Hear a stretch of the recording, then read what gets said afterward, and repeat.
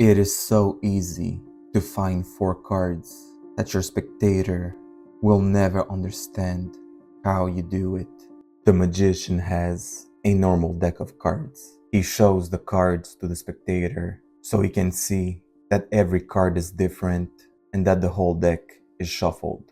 To shuffle the cards even more, the magician gives the cards a riffle shuffle. Now that the cards are even more shuffled, the magician makes 4 piles by dealing cards on the table.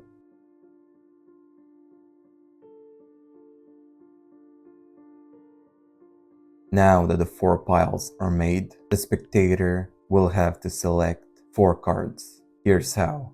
He must break a portion of a pile and place this portion in front of him, and he must pick the first card from the initial pile and remember it. The first card is the 9 of clubs. He must place a selected card on a broken pile and place the rest of the initial pile on top of the broken pile. He follows the same process with the second pile. The second card that he has to remember is the 6 of hearts.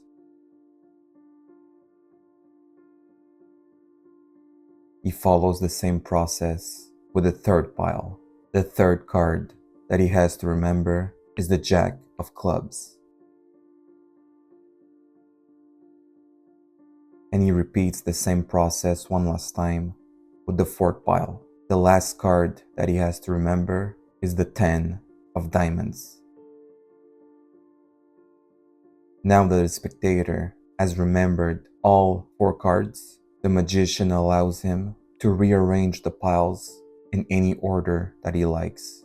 The spectator decides to place the third pile on top of the second pile, the first pile on top of the fourth pile, and this pile on top of this pile. To shuffle the cards even more, the magician allows him to give the deck a few simple cuts. The spectator cuts the deck 1 time, 2 times, and 1 final time. Now the magician takes all the cards and looks through them. He looks through them and takes out 4 cards. When he's done, he places the rest of the cards aside. And to end the trick, he asks the spectator what were his cards.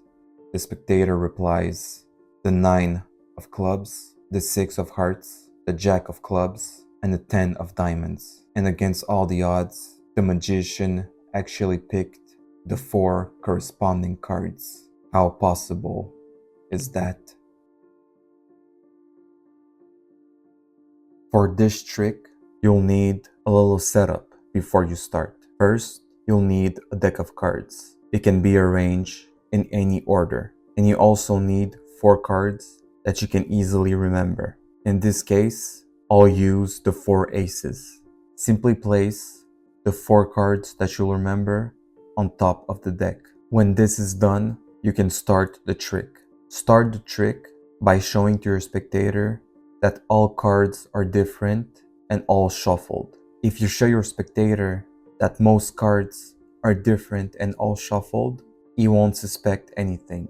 To shuffle the cards even more, you can give the deck a riffle shuffle. Make sure that when you perform a riffle shuffle, keep the 4 cards on top of the deck. As long as they are on top, you'll be able to perform the trick.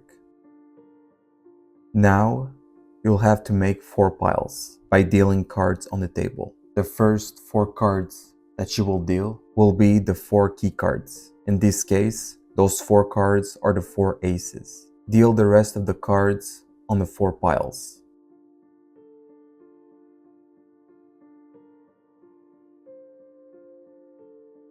When you've made your 4 piles, the 4 key cards should be at the bottom. Here's how you will make your spectator select his cards. Ask him to break a portion of the first pile and to place it in front of him. Then, he must pick the first card of the initial pile.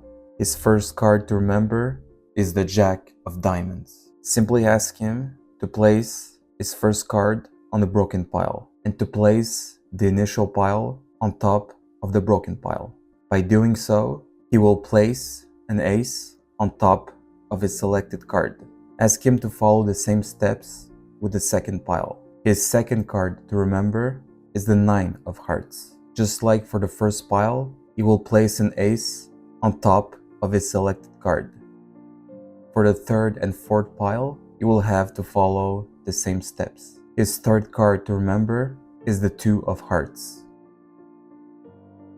And finally, the last card that he has to remember is the Queen of Spades. When all cards are selected and remembered, you can let the spectator replace the piles in any order that he likes.